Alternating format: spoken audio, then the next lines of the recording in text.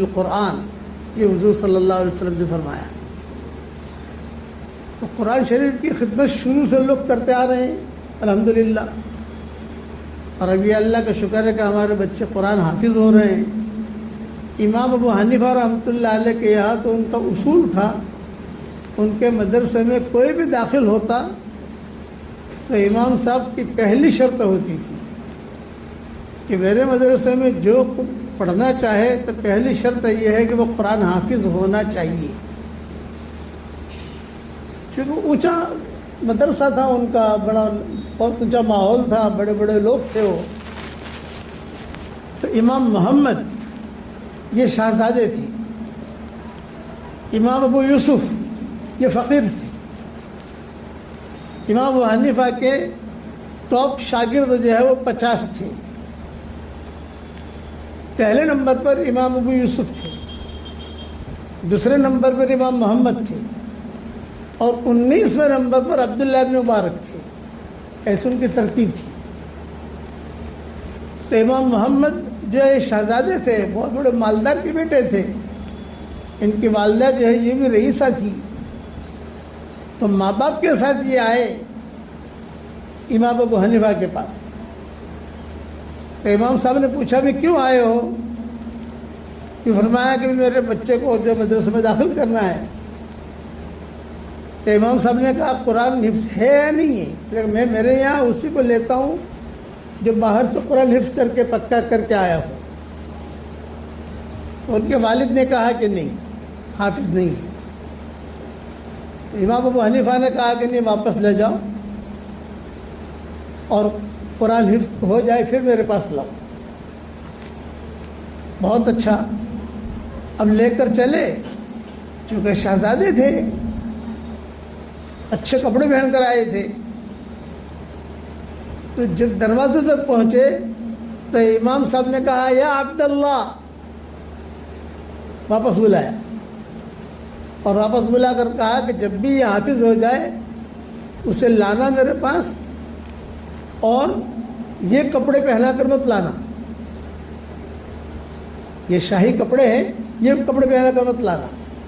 اس لیے کہ میرے مدرسے میں غریب بچے بھی پڑھتے ہیں، مالدار بچے بھی پڑھتے ہیں.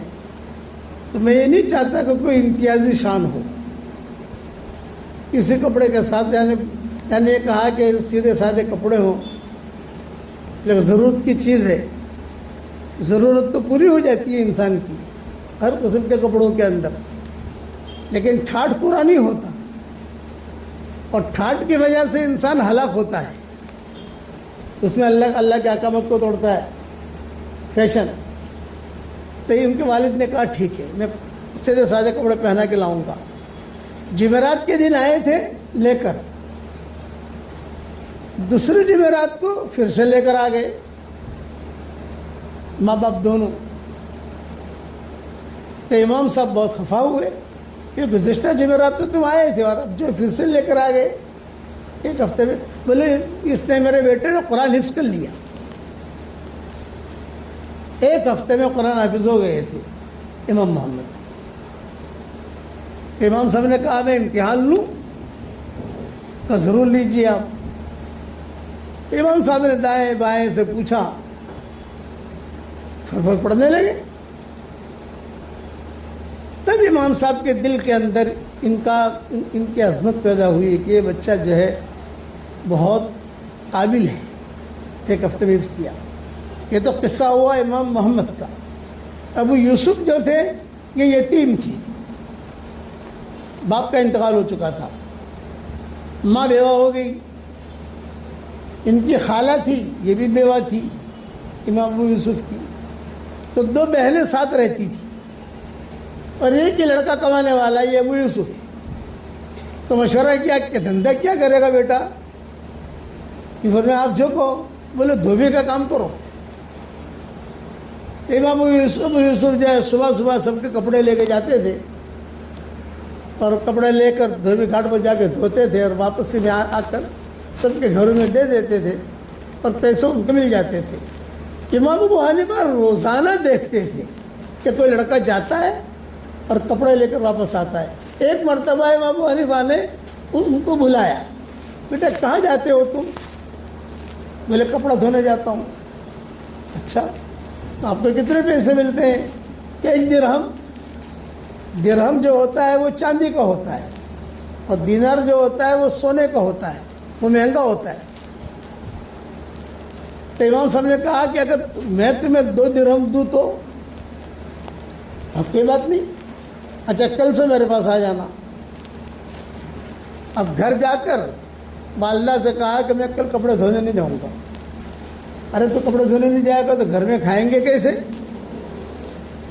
میں پیسے لے آؤں گا لیکن میں نہیں جاؤں گا, بہت دور پڑتا ہے, اٹھانا پڑتا ہے. ایسے یہ سب باتیں کی ابو یوسف نے. دوسرے دن یہ مجلس کے اندر امام صاحب کی مجلس میں آ گئے. امام صاحب نے آگے بٹھا دیا اور علم دے سکھانا شروع کیا. اور روزانہ رات کو جب جاتے تو امام صاحب جو 2 درہم دے دیتی تھی, لے جاؤ. ماں کو پتا چلا, کسی نے کہا کہ ارے تیرا بیٹا دھندا بندہ کچھ کرتا نہیں ہے, یہ تو مولویوں کے چکر میں آ گیا ہے, وہ ابو حنیفہ کے چکر میں ہے. یہ تو کتابوں میں لکھا ہے کہ ان کی والدہ جو ہے بھری مجلس میں آئی. امام صاحب کا درس چل رہا تھا ابو حنیفہ کا, اور وہ تو بغیر برقعے کے, بغیر پردے کے, بغیر اس کے سب کے سامنے آ گئی. ابو یوسف سامنے بیٹھے ہوئے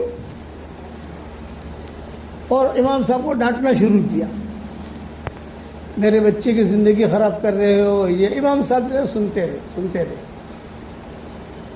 جب بہت کہہ چکی تو امام صاحب نے کہا کہ تمہارے بچے کی زندگی میں ضائع نہیں کر رہا, میں اسے ایسا فن سکھا رہا ہوں کہ روزانہ دوپہر کو فالودہ پیے گا. اس زمانے میں مالداروں کے ہی فالودہ ہوتا تھا, شالیمار کی طرح تو نہیں ہے 24 گھنٹے فالودہ مل جائے. تو مالدار جو ہوتے تھے ان کے یہاں فالودہ ہوتا تھا.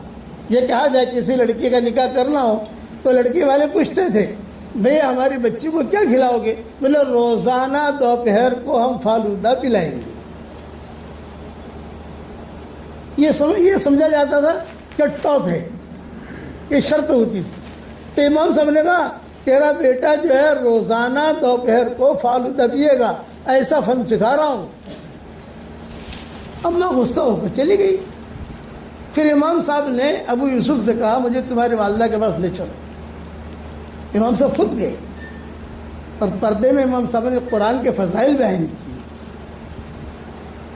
قرآن کیا ہے, اللہ کی رسی ہے, وغیرہ وغیرہ وغیرہ وغیرہ. تو ماں نے جو ہے منظور کر لیا, اچھا چلو پڑھاؤ. یہ ابتدا ہے ابو یوسف کی جو قاضی القضات بنے ہیں. چنانچہ ایک دور, یہ تو ہوتا گیا, ایک دور آیا کہ یہ ابو یوسف جو ہے قاضی القضات بنے. اور جب قاضی القضات بنے تو بادشاہ جو تھا اس دور کا وہ روزانہ دوپہر کو شاہی فالودہ بھیجتا تھا. جب شاہی فالودہ آتا بادشاہ کی طرف سے تو ابو یوسف جو بہت روتے اور جا کر ماں کو کہتے تھے ماں میرے استاذ کی بات پوری ہو گئی, دیکھو آپ کہ روزانہ فالودہ آتا ہے. یہ قرآن آدمی کو اوپر لے جاتا ہے, نیچے نہیں لگا. اس لیے میں تو کہتا ہوں کہ ہمارے یہاں بمبئی میں جو غبی بچے ہو نا, غبی, ان کے گھروں پر جا کر ان کو سمجھا کر اپنے مدرسے میں لاؤ, سمجھا کر ان کی رعایت کر کے, تاکہ یہ لوگ جو ہے قرآن حافظ ہو. قرآن ہے ہر لائن کی خیر ہے, قرآن نہیں ہے تو خیر نہیں ہے. میرے والد صاحب رحمۃ اللہ علیہ, اللہ ان کی قبر کو روشن کرے, ابا فرماتے تھے کہ میں چھوٹا تھا تو میری والدہ یعنی میری دادی, ان کی والدہ یعنی میری دادی, وہ کہتے تھے بیٹا عمر قرآن سنا. تو میں جو کبھی سورہ کوثر سنا دوں, والعصر سنا دوں, سورہ اخلاص سنا دوں اور بھاگ جاؤں.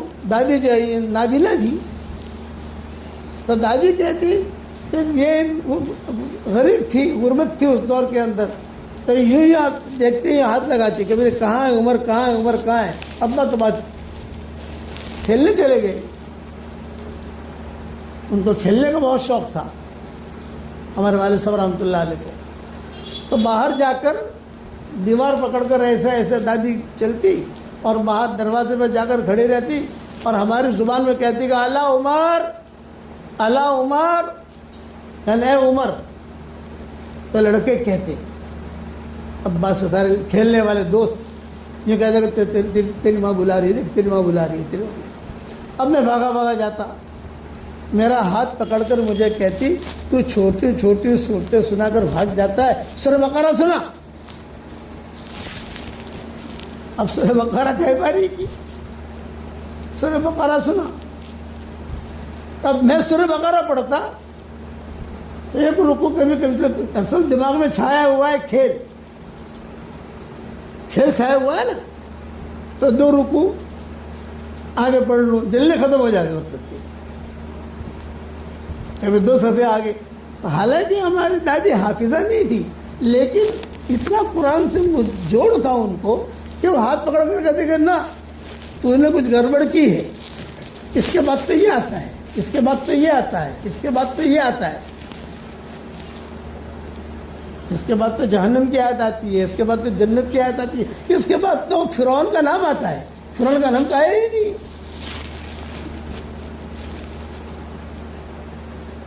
یہ عباس سنایا کرتے تھے ہم کو.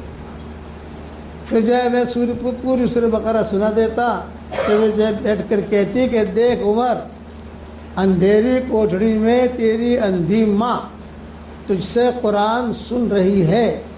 انشاءاللہ ایک زمانہ آئے گا کہ لاکھوں آدمی تیرا قرآن سنیں گے. چنانچہ وہ دور بھی دیکھ لیا لوگوں نے. والد صاحب رحمۃ اللہ علیہ اجتماعات کے اندر قرآن پڑھتے تھے، مرکز نظام الدین میں بیانات ہوتے تھے، ہر جگہ بیانات ہوتے تھے. قرآن اوپر لے جاتا ہے. اس لیے یہ بات ذہن میں رکھو کہ قرآن، اچھا قرآن، میں جب قرآن حافظ ہوا تو اسی طریقے پر حضرت جی رحمۃ اللہ علیہ کے پاس میرے والد صاحب لے گئے تھے آخری وہ صورتیں سنانے کے لیے. تو حضرت جی نے ماشاءاللہ سنا، دعائیں دی. پھر حضرت نے کہا میں ایک نصیحت کرتا ہوں. ہمیں منع کہتے تھے کہ منع ایک نصیحت کرتا ہوں. میں نے کہا حضرت ضرور. انہوں نے کہا قرآن جو ہے نفلوں میں بہت پڑھنا تو قرآن محفوظ رہے گا. نفلوں میں پڑھنے کی تاکید کی تھی ہمارے حضرت جی رحمۃ اللہ علیہ نے. تو قرآن آدمی پڑھتا رہے چلتا رہے، قرآن پڑھتا رہے چلتا رہے. قرآن والا کبھی بھی فقیر نہیں ہوتا، یاد رکھنا کہ قرآن والا فقیر ہے نہیں.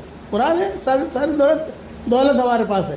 قرآن کے اندر سبحان اللہ بھی ہے، قرآن کے اندر الحمدللہ بھی ہے، قرآن میں لا الہ الا اللہ بھی ہے، قرآن میں اللہ اکبر بھی ہے، قرآن میں درود شریف بھی ہے، قرآن میں استغفار بھی ہے.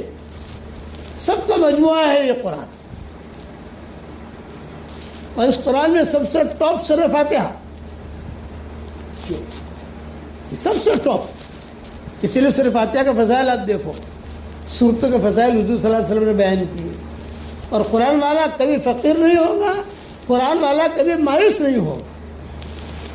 ہم حرم شریف میں دیکھتے ہیں اندھے ہوتے ہیں بیچارے. میں دیکھتا رہتا ہوں، ہمارے پڑوسی ہے ایک اندھا، تو وہاں سے آہستہ آہستہ پیدل آتا ہے حرم شریف میں، ایک جگہ جا کے بیٹھتا ہے، اور جب تک بیٹھا رہے گا وہ قرآن پڑھتا رہے گا، قرآن پڑھتا رہے گا. تو آپ حضرت پڑھو گے انشاءاللہ عبدالرحمن. اور ترتیب شروع کرو کہ نفلوں میں قرآن پڑھا جائے. بس یہ ہے. ہمارے حضرت رحمۃ اللہ علیہ نفلوں میں پڑھتے تھے، ہمارے والد صاحب رحمۃ اللہ علیہ نفلوں میں نہیں پڑھتے تھے. ان کی مشورت ہوتی تھی، بیان کی، مشورے کی. اس لیے لیکن حضرت جی کو میں نے دیکھا سفروں کے اندر کہ نفلوں میں قرآن پڑھتے تھے. اور مجھے کہتے تھے کہ صبح تہجد سے شروع کرو قرآن اپنے نفلوں کے اندر، اور بیتر تک جو ہے تمہارا 1 پارہ 1.5 پارہ ہو جانا چاہیے. تو میں نے حضرت جی سے پوچھا کہ حضرت غلطیاں آتی ہیں اس کا کیا کرنا؟ بولے ہاں، وہ شیطان جان بوجھ کے دل میں ڈالے گا غلطی آئی غلطی آئی. تو جہاں غلطی آوے وہاں بیٹھ کر سلام پھیر لو اور قرآن سامنے رکھو، کھول کے دیکھ لو. اس طریقے سے جو ہے لوگ بڑے بنتے ہیں. حضرت شیخ الحدیث صاحب رحمۃ اللہ علیہ فرماتے تھے کہ سردی کا زمانہ تھا اور کاندھلا کے اندر سب دوستوں نے کہا کہ آج رات کو تو چائے پئیں گے کاندھلا جا کر، سہارنپور سے کاندھلا چائے پینے کے لیے. اور سردی میں راتوں کو ذرا وہ کباب وغیرہ کھانا پینا یہ بھی ہوتا ہے، تو تاپتے ہیں سردی میں. تو میں میرے والد صاحب کے پاس گیا، مولانا یحییٰ صاحب رحمۃ اللہ علیہ کے پاس. میں کہ ابا اجازت مانگتا ہوں. اب بیٹا بولو. بولو کیا اجازت مانگتے ہو؟ میرے سب دوست لوگ کاندھلا جا رہے ہیں چائے پینے کے لیے اور وہاں تھوڑی سی پکنک کریں گے، تو آج رات میں جانا چاہتا ہوں وہاں پر، آپ مجھے بھیجو. بولے آج رات کیوں بیٹا؟ کل رات جانا، آج تو شب جمعہ ہے. شب جمعہ تو ویسے غفلت میں نہیں گزارنی چاہیے، کل چلے جانا. دوستوں سے کہو. اب دوستوں کو بلایا، ارے بچوں کل چلے جانا تم، اور زکریا بھی آئے گا تمہارے ساتھ. ہاں ٹھیک ہے ابو جی، ٹھیک ہے ٹھیک، کل جائیں گے، لیکن ایک شرط ہے زکریا، پورا قرآن پڑھ لینا پھر جانا. یہ شرط لگائی دی شیخ نے، وہ شیخ کے ابا نے، کہ پورا قرآن الف لام میم سے لے کر الناس تک پڑھ لینا پھر اجازت ہے. حضرت شیخ کہتے تھے اس دن میں نے قرآن پڑھا، اللہ معاف کرے بچہ تھا، پڑھا کھیلنے کے لیے کہ صاحب کھیلنے کی اجازت مل جائے.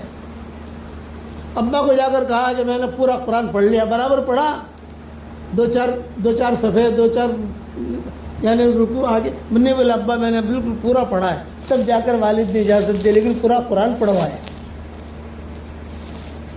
اس لیے آپ حضرات سے درخواست ہے کہ قرآن شریف یہ بہت بڑی دولت ہے اور بہت مشکلوں کے بعد ہمارے ہاتھ میں آیا ہے. حضور کے زمانے میں قرآن ایسا نہیں تھا جو ابھی ہے.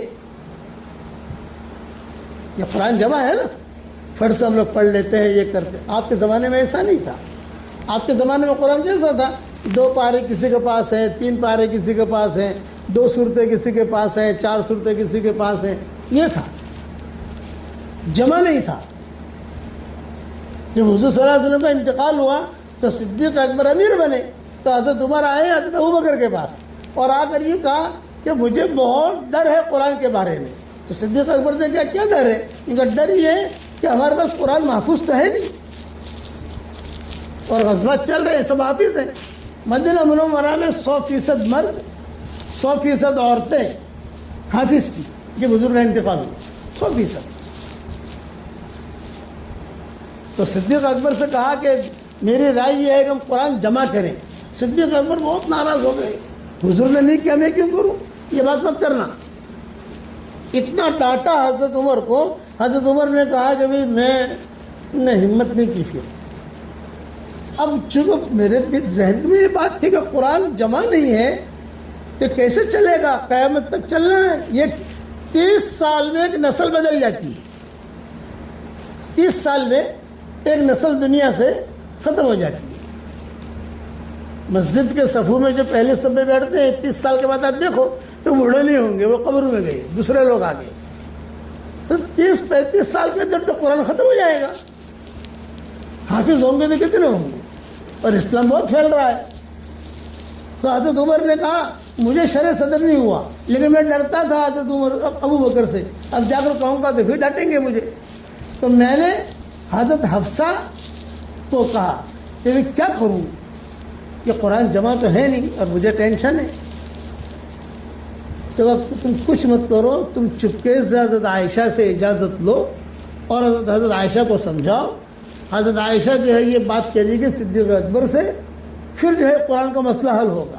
ہاں یہ بات صحیح ہے، لیکن حضرت عائشہ کے پاس جانے کے لیے بھی ایک وقت، جلدی ٹائم نہیں ملتا، امی مشغول ہوتی تھی. اتنے میں بہت بڑا حادثہ ہوا مدینہ میں. 70 حافظ ایک ساتھ شہید ہو گئے.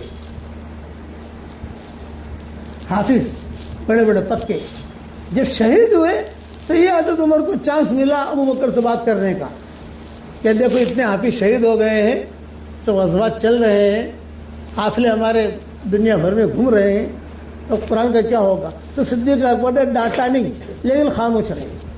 پھر حضرت عائشہ کو جا کے سمجھایا تو حضرت عائشہ نے کہا کہ میں بھی سمجھاؤں گی، میرے بس میں نہیں ہے. حضرت عائشہ آئی صدیق اکبر کے پاس، نے کہا دیکھیے اتنے بڑے بڑے لوگ حافظ ہو گئے. اسی میں ابو بکر کے صاحبزادے بھی تھے، عاتقہ کے شوہر، وہ بھی شہید ہوئے تھے اسی غزوے کے اندر. اور حضرت عائشہ کی سہیلی تھی عاتقہ جو ہے وہ. یہ دونوں نے بات کر کے ابو بکر کو سمجھایا کہ کچھ کرنا چاہیے. اب صدیق اکبر نے اعلان کیا مدینہ میں کہ قرآن جمع کریں گے بھائی، قرآن جمع کریں گے، قرآن جمع کریں گے، قرآن جمع کریں گے. سب لوگ آ جاؤ، سب لوگ آ جاؤ، حرم میں آ جاؤ، شرطیں لگائی کہ قرآن لکھا ہوا ہونا چاہیے اور اس کے اوپر 2 آدمی گواہ ہونے چاہیے اور سب کو یاد ہونا چاہیے، سارے مدینے والے کہیں ہاں یہ ہم نے سنا ہے۔ اس طریقے سے قرآن لکھنا شروع کیا، جمع کرنا شروع کیا۔ سب سے زیادہ قرآن حضرت حفصہ کے پاس تھا، سنبھال کے رکھتی تھی۔ تو حضرت عمر گئے وہاں، بیٹا تمہارے پاس جو ہے دے دو، ہم جمع کریں۔ تو کہا میں نہیں دوں گی۔ ابھی کیوں نہیں دے گی؟ لیکن یہ تو امانت ہے امت کی۔ تو کہا نہیں، ایک شرط پر دوں گی کہ میرا یہ قرآن واپس دینا مجھ کو۔ چنانچہ منظور کیا، وہ بھی آ گیا، سب کچھ ہو گیا، قرآن جو ہے جمع ہو گیا، لیکن 2 آیتیں کسی کو ملی نہیں۔ ایک سورۃ توبہ کی آخری آیت، لقد جاءکم رسول من انفسکم عزیز علیہ، سارے مدینہ والوں کو یاد ہے کہ حضور سب نے سنا ہے، لکھا ہوا نہیں ہے اور اس پر کوئی گواہ نہیں ہے۔ اور دوسری آیت، من المؤمنین رجال صدقوا ما عاہدوا اللہ علیہ، یاد سب کو ہے، کوئی انکار نہیں کرتا، یاد ہے، لیکن لکھا ہوا نہیں ہے۔ صدیق اکبر نے کہا نہیں بھائی، لکھا ہوا ہونا چاہیے اور اس لکھے ہوئے کے اوپر گواہ ہونا چاہیے۔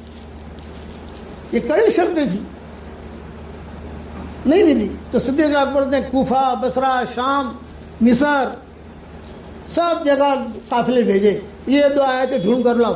آج یہ 2 آیتیں ملنا کتنا آسان ہے قرآن کے اندر۔ وہ قافلے واپس آئے، مکہ سے واپس آئے، کوفہ سے واپس آئے، بصرہ سے واپس آئے، دمشق سے واپس آئے، شام سے واپس آئے، عراق سے واپس آئے، کہ یہ 2 آیتیں نہیں ملی ہمیں کسی کے پاس۔ تو کیا کریں؟ یا تو قرآن میں سے نکال دو، نہیں نکال تو نہیں سکتے، سب نے سنا ہے، سب گواہ ہیں۔ تو پھر اپنا اصول توڑو، لکھا ہوا نہیں ہے کسی کے پاس، کیا کریں؟ یہ مشورے چل رہے تھے۔ اتنے میں ایک صحابی ہے ابو خزیمہ، یہ آئے مدینہ میں، انہوں نے دیکھا بھئی مدینہ منورہ میں اداسی چھائی ہوئی ہے، لوگ پریشان ہیں۔ ان کے 2 بیویاں تھیں اور 2